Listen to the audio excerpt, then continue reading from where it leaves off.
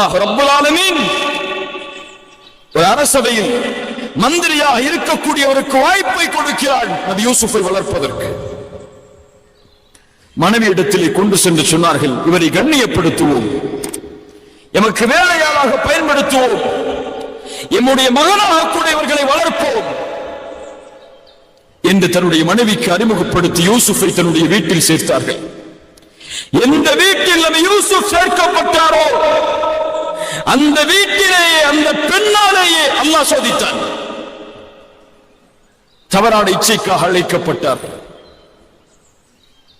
நீண்ட நெடிய சம்பவம். அதற்கு பிறகு சில நாட்களுக்கு பிறகு மீண்டும் சம்மதிக்காததால் சிறையில் நபியை அல்லாஹ் தள்ளினான். ஒரு சிறைச்சாலையில் ஒரு நபி பல ஆண்டுகள் உதவி கேட்டும் மறுக்கப்பட்டது. அதற்கு பிறகு அல்லாஹ் ரப்பல் ஆலமீன் பல வழிகளில் நபி யூசுஃபை சோதித்தான். மீண்டும் அல்லாஹ் கண்ணியத்தை கொடுத்தான். இழந்ததை மீண்டும் கொடுத்தான். அந்த அரசவையிலேயே ஒரு அமைச்சராக ஆகக்கூடிய வாய்ப்பு. எந்த சகோதரர்கள் விரட்டினார்களோ அந்த சகோதரர்களை உதவிக்காக கையேந்தி அவர்களுக்கு முன்னால் நிற்கும்படி அல்லாஹ் ஆக்கினான்.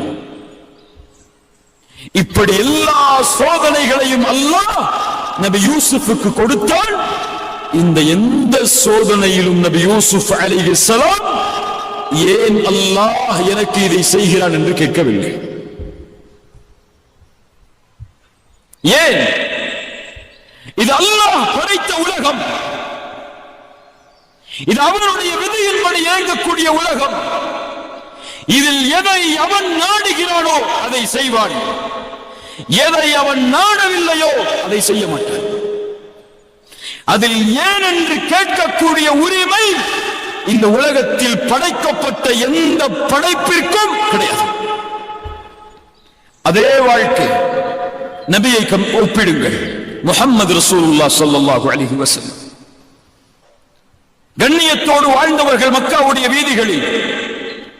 40 ஆண்டுகளுக்கு பிறகு நபித்துவத்தை வெளிப்படுத்தியவுடன் சோதனை ஆரம்பிக்கிறது. பெற்ற கண்ணியம் இழக்கப்படுகிறது. சேர்த்து வாழ்ந்த உறவுகள் வெறுக்கிறார்கள், ஊரை விட்டு ஒதுக்கி வைக்கிறார்கள்.